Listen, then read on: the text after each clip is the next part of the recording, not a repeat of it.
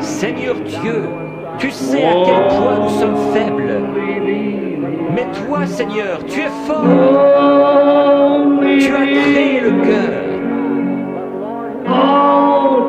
Je réprime cette puissance démoniaque qui provoque la maladie de cœur.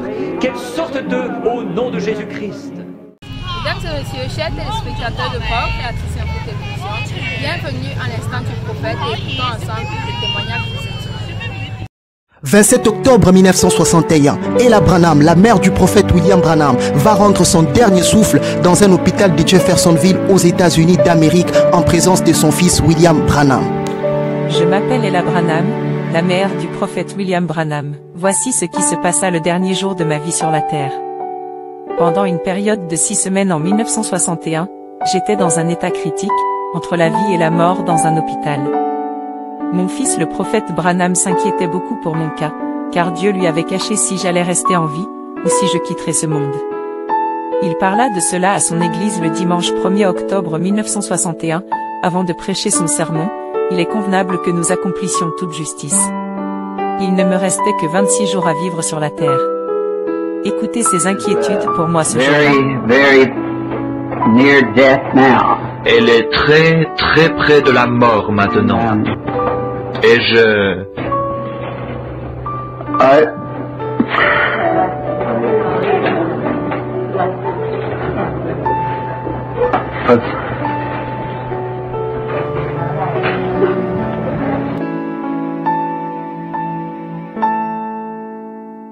If mother is going, he certainly has kept it a secret from me. si maman meurt, il me l'a certainement caché. Before my father died, I saw the vision of him going. Avant la mort de mon père, j'eus une vision de son départ. When I was yet a sinner, I saw my brother, the first. Quand j'étais encore un pécheur, je vis mon frère, le premier, qui s'en allait. Howard, I told you all 2 or 3 years before he went about his going. Quant à Howard, je vous ai annoncé son départ 2 ou 3 ans plus tôt. But mother, he hasn't said a word to me. Mais pour ma mère, il ne m'a pas dit un mot. And if she's going, it's something that I don't know about, although we have the doctor. Et si elle s'en va, c'est quelque chose que j'ignore, bien que nous ayons... Quelques jours après avoir prêché son message, il est convenable que nous accomplissions toute justice. Branham rendit de nouveau visite à sa mère à l'hôpital en compagnie de sa sœur cadette Deloris Branham. Mais à l'hôpital, voyant l'état de leur mère, Deloris Branham fut très effrayée à l'idée que leur maman allait leur quitter. Je n'avais que 27 ans à l'époque. J'avais trop peur de la mort. Ces jours-là, sur mon lit d'hôpital, je savais déjà que mes jours étaient comptés. Alors j'ai dit à mon fils, Billy, c'est la fin. Il me dit non maman, c'est pas la fin. Je lui dis, Billy, c'est toi qui m'as conduit à Christ, il représente tout pour moi, et c'est maintenant que ça paye. Arrivé à la maison, j'ai tout de suite appelé mon frère au téléphone. Il me dit de regarder par ma fenêtre, les arbres qui étaient en face de ma maison. Lorsqu'elle regarde par la fenêtre, elle voit un arbre qui était juste en face de sa maison. Et comme c'était l'automne et que la vie quittait l'arbre pour se cacher sous terre, elle constata que certaines feuilles de l'arbre étaient devenues rouges, d'autres jaunes, d'autres vertes. L'arbre était plus joli à ces moments-là. Branham lui exhorta et lui dit, c'est ce qui arrive à la fin de la vie d'un saint, cela devient plus glorieuse aux yeux de Dieu. Le 27 octobre 1961, Branham s'en alla de nouveau voir sa mère à l'hôpital, mais il ignorait encore que c'était le dernier jour de la vie de sa mère sur la terre, puisqu'elle décédera juste quelques minutes après son arrivée à l'hôpital. Lorsqu'il arrive à l'hôpital, il trouve le pasteur Neville du Branham Tabernacle déjà sur les lieux. Laissons Branham nous raconter ce qui s'est passé aux dernières minutes de la vie de leur mère. C'est la dernière chose qu'elle a entendue à ses oreilles, frère Neville étant debout en train de prier. Et je tenais mes mains sur sa tête et une sur sa main pendant qu'il priait. Et pendant qu'il était en prière, Dieu l'a appelé. Et j'ai senti cette petite secousse bizarre et j'ai regardé autour de moi. Elle avait tourné la tête et me regardait. Je savais qu'elle allait partir. Alors j'ai dit, Dieu Tout-Puissant, je te confie son âme maintenant. Et comme un vent a traversé la pièce, elle est partie à la rencontre de Dieu. Ainsi un jour glorieux de l'autre côté, je la reverrai, une jeune femme. après l'enterrement de sa mère, Branham s'inquiétait toujours du fait que Dieu ne lui révéla pas la chose auparavant. Ce soir-là, il pria et demanda à Dieu une consolation et le Seigneur lui donna d'abord une écriture. Dans la pièce, j'ai pris une Bible, une nouvelle Bible, et j'ai dit, Seigneur, tu es Dieu. Tu n'as pas à me dire ce que tu fais. Mais je me demandais juste pourquoi tu ne m'as pas montré que tu allais reprendre des tests pour ne pas briser mon cœur. Si c'est le cas, pourrais-tu me réconforter par ta parole? Et je l'ai fait, vous savez, comme on prend une Bible, je l'ai ouvert comme ça, et au hasard, je suis tombé sur Matthieu 9, avec de grandes lettres rouges qui sortent. Elle n'est pas morte, mais elle dort. Le lendemain matin, Dieu va finalement lui donner une vision dans laquelle il verra sa mère redevenue une jeune fille. Et elle m'a regardé, elle a souri, elle était jeune, très jeune. Et une grande voix de tonnerre a secoué l'endroit. Et des mots sont sortis et ont dit, ne t'inquiète pas pour elle. Elle est comme elle était en 1906. Et lorsque la vision m'a quitté, j'ai regardé pour voir ce qui est arrivé en 1906. C'était l'année où elle a été mariée à mon père. Lorsqu'elle est décédée à environ 74 ans, Ella Branham est redevenue une jeune fille comme une adolescente comme elle était en 1906 lorsqu'elle avait épousé Charles Branham, son mari. Voulez-vous aussi expérimenter votre guérison? Écoutons ensemble un extrait de la bonne du prophète William. May men and women tonight catch the vision. Understand what God's program is for this last day. Let us bow our heads. Inclinons la tête. I asked everyone in here to search out your hearts now and ask that question, Lord, what would you have me do? Je demande à tous ceux qui sont ici de sonder leur cœur maintenant et de poser la question, Seigneur, que veux-tu que je fasse? And you people, if you're still on the telephone wires out across the nation, you bow your head and ask, Lord, what would you have me do? Et ceux d'entre vous qui sont encore reliés par les lignes téléphoniques un peu partout dans le pays, inclinez la tête et demandez, Seigneur, que veux-tu que je fasse? Seeing that we're here in the last days and the last hours, just so perfectly before us, so plainly revealed, what would you have me do? Voyant que nous sommes ici dans les derniers jours et dans les dernières heures, que tout cela se présente devant nous si parfaitement, révélé d'une façon si claire, que veux-tu que je fasse? Dear God, while they're asking you that question, I ask myself, to you, what would you have me do, Lord? Et cher Dieu, pendant qu'il te pose cette question, je me la pose aussi devant toi. Que veux-tu que je fasse, Seigneur? As I realize that each day must be counted for, and I pray that you'll help me, Lord, to live so that each day it'll be counted to your honor and glory. Comme je suis bien conscient qu'il me faut rendre compte de chaque jour, et je te prie de m'aider, Seigneur, à vivre chaque jour d'une façon telle que cela puisse servir à ton honneur et à ta gloire. I pray that you'll help everyone all across the nation and those here that's present in the tabernacle as we search out our hearts and say, Lord, what would you have me do? Je te prie d'aider chacun d'un bout à l'autre du pays et ceux qui sont ici dans le tabernacle, tandis que nous sondons nos cœurs et que nous disons, Seigneur, que veux-tu que je fasse? What could I do, Lord, to further your kingdom and your cause? Qu'est-ce que je pourrais faire, Seigneur, pour aider à l'avancement de ton royaume et de ta cause? Grant it, O God. Accorde-le, ô Dieu. Search us our hearts and try us. Sonde-nous nos cœurs et éprouve-nous.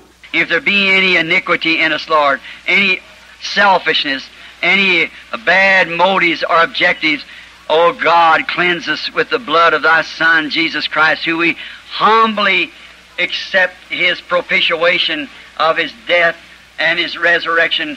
S'il y a quelque iniquité en nous, Seigneur, quelque égoïsme, quelque mauvais motif ou objectif, ô Dieu, purifie-nous par le sang de ton Fils Jésus-Christ, que nous acceptons humblement comme victime expiatoire par sa mort et sa résurrection. And being justified by believing that He did this, we gladly accept the plan of salvation that you've given to us. Et étant justifiés en croyant qu'il a fait ceci, nous acceptons avec joie le plan du salut que tu nous as donné. Father, we thank you for the message of the day, what we believe and what we hold on to know and believe that it's your word and your message. Père, nous te remercions pour le message du jour que nous croyons et auquel nous nous accrochons, sachant et croyant que c'est ta parole et ton message. Not to be different from the other people, but to try to be more like Jesus Christ, who is our example. Nous ne cherchons pas à nous faire remarquer, mais nous essayons simplement d'être davantage comme Jésus-Christ, lequel est notre exemple. Dear God, laying here His handkerchiefs, and there's sick people everywhere. Cher Dieu, il y a ici des mouchoirs et il y a des malades partout. And I myself, Lord, am tired and wore out this morning. I pray that you'll help us, dear God. Moi-même, Seigneur, je suis fatigué, épuisé ce matin. Je te prie de nous secourir, cher Dieu. We look to you for strength. You are our strength. You've helped so many, dear God. Nous comptons sur ta force. Tu es notre force. Tu as secouru tant de gens, cher Dieu. The other day, thinking down there in that woods, walking around with Brother Banks Woods, when the doctors, his heart was so bad he couldn't hardly walk around. L'autre jour, pensif, tandis que je marchais dans les bois avec frère Banks Wood, alors que les médecins, son cœur était en si mauvais état qu'il avait de la peine à marcher. Then to think how little I knowed up there walking in those mountains after that vision, I must get that lion. I must see that lion killed. De penser combien j'étais loin de me douter de cela, là-haut, tandis que je faisais cette promenade en montagne après la vision. Je me disais, il me faut ce lion. Je dois voir à tuer ce lion. Then coming down there and standing there in Tucson, at first cafeteria, see his clothes all bagging down, his eyes drooped. Et puis, comme je me trouvais à Tucson, à la cafétéria Fur, et que j'ai vu ses vêtements qui pendaient sur lui et ses yeux abattus, Said, God, if you can show a vision where a lion is, surely you can show about Brother Woods. j'ai dit, ô Dieu, si tu peux donner une vision pour montrer où se trouve un lion, certainement que tu peux montrer quelque chose au sujet de frère Wood. And then it come, lay your hands upon him. Voilà que c'est venu, impose-lui les mains. And here he is today, back our Brother Banks again, strong, running up and down those mountains. Et le voici aujourd'hui rétabli, notre frère Banks, robuste, il monte et descend les montagnes au courant. How we thank thee, dear God. Comme nous te remercions, cher Dieu. You're the same God to all of us as you would be to Brother Woods. Tu es pour nous tous le même Dieu que pour frère Wood. I know you love him because he's your servant, honest and sincere. Je sais que tu l'aimes parce qu'il est ton serviteur, honnête et sincère. And I pray, dear God, that you'll deal with each one of us and forgive our sins and heal our sicknesses of our bodies. Et je te prie, cher Dieu, de traiter avec chacun de nous et de pardonner nos péchés et guérir les maladies de notre corps. Make us more like you day by day, Lord, until we come in that full stature of Jesus Christ. Grant it, Lord. Rends-nous de jour en jour plus semblables à toi, Seigneur, jusqu'à ce que nous parvenions à la pleine stature de Jésus-Christ. Accorde-le, Seigneur. I trust that you've searched every heart now, and we know what to do. Je veux croire que tu as maintenant sondé chaque cœur et que nous savons ce que nous devons faire. We ask for you to bless us now in Jesus' name. Nous te demandons maintenant de nous bénir au nom de Jésus. And while we have our heads bowed, is there any here present or out in the telephone land across the nation that would just like to, while you're praying and your head bowed, just raise up your hand to God now. Et pendant que nos têtes sont inclinées, y a-t-il quelqu'un ici ou là-bas, parmi ceux qui nous sont reliés par téléphone un peu partout dans le pays, Quelqu'un qui aimerait, tandis que vous êtes en prière avec votre tête inclinée, simplement lever la main vers Dieu. That's all you can do. It's crowded in here this morning. C'est tout ce que vous pouvez faire. La salle est bondée ce matin.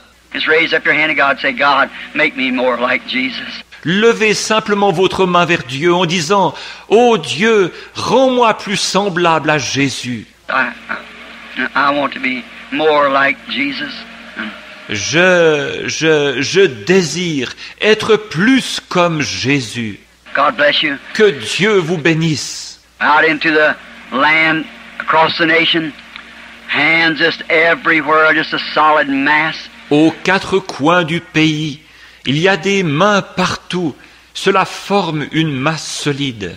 Also, mine lifted up. I want to be more like him. La mienne aussi est levée. Je désire être plus comme lui. Search me, Lord, and find if there be any evil in me, take it out. I want... Sonde-moi, Seigneur, et si tu découvres quelque mal en moi, enlève-le. Je veux. What we just hear so long, we're going to leave whether you're, no matter what you are, how rich, how poor, how young, how old. Nous ne sommes ici que pour un certain temps.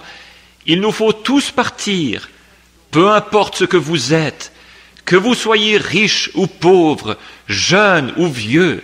Standing yesterday to a little poor bunch of people way up in a mountain down on the creek. J'étais avec un petit groupe de gens pauvres hier, là-haut dans la montagne, au bord d'un ruisseau. There's a little family there, a man I've been talking to about God for so long. Il y a une petite famille qui habite là, un homme à qui je parle de Dieu depuis un bout de temps. Come down, his little wife, 7 or 8 children, him little bitty spindly thing, out there trying to work a couple dollars a day, and a man let him live in a little shanty. Avec sa petite épouse et 7 ou 8 enfants, cet homme est tout maigre et il est là, essayant de travailler pour gagner 2 ou 3 dollars par jour. Quelqu'un leur a donné la permission de s'installer dans une petite cabane. And there his wife up there, nearly ready to have another child, and she had a big broadaxe up there chopping wood to pull it down. Et son épouse est là-haut, presque sur le point d'accoucher d'un autre enfant. Avec une grosse hache large, elle coupait du bois. A baby on one hip pulling the wood with another. Come down to cut that wood to can some blackberries. Keep them going hungry through the winter. Elle tenait un bébé sur sa hanche, et de l'autre main elle traînait le bois. Elle était venue couper du bois, voulant mettre des murs en conserve, afin qu'il n'ait pas trop faim pendant l'hiver. My, how we felt sorry for her. Brother Woods and I went and got the truck and went over there and cut her wood and brought it in. Oh, comme elle nous faisait pitié. Frère Wood et moi sommes allés chercher le camion. Nous sommes allés lui couper son bois et l'avons rentré pour elle. She's a grateful little woman. You stand there. Elle se tenait là, une petite femme reconnaissante. I felt sorry for her. We kept praying for them. Elle me faisait pitié. Nous ne cessions de prier pour eux. Our little baby took epilepsy. Son petit bébé a été pris d'épilepsie. We went and prayed for the little baby and God healed it. Nous sommes allés prier pour le petit bébé et Dieu l'a guéri. And the other day her husband had a hernia and went in. L'autre jour, son mari s'était donné une hernie. J'y suis allé. I've been talking to him. He smoked, both of them. She used tobacco and he did too, typical of mountain people. Je lui avais parlé. Il fumait. Tous les deux. Elle faisait usage du tabac et lui aussi. C'est typique des montagnards. And then I kept talking to him about it. Et je n'arrêtais pas de leur en parler. Yesterday morning when I went in about daylight, here he come walking out holding his hands together, said, Brother Billy, I'm a changed man. Hier matin, quand j'y suis allé, vers le lever du jour, voilà qu'il sort en se tenant les mains et me dit, Frère Billy, je suis un homme transformé. He said, I've smoked my last cigarette and I'm over on the Lord's side. J'ai fumé ma dernière cigarette et je suis du côté du Seigneur à présent. She said, I just smoked my last one too. Elle a dit, je viens juste de fumer ma dernière aussi. Oh, plant the seed. I, the Lord, have watered. I'll water it day and night, lest some shall pluck it from my hands. Oh, quand on plante la semence, moi le Seigneur j'ai arrosé, Je la raiserai jour et nuit, de peur qu'on ne la ravisse de mes mains. Oh, God, be merciful now, I pray, and give us the desire of our heart, because in our hearts we want to serve you. Ô Dieu, sois miséricordieux maintenant, je te prie, et accorde-nous le désir de notre cœur, parce que dans notre cœur, ce que nous voulons, c'est te servir. Now, Father, they're all in your hands everywhere. Maintenant, Père, ils sont tous entre tes mains, partout. They're your children. Deal with them according to mercy, Lord, not in judgment, but in mercy. We ask in Jesus' name, amen. Ils sont tes enfants. Use de miséricorde envers eux, Seigneur. Non pas du jugement, mais de miséricorde. Nous le demandons au nom de Jésus. Amen. Ça a été un réel plaisir. Retrouvons-nous dans 2 semaines, Dieu voulant, et que Dieu vous bénisse.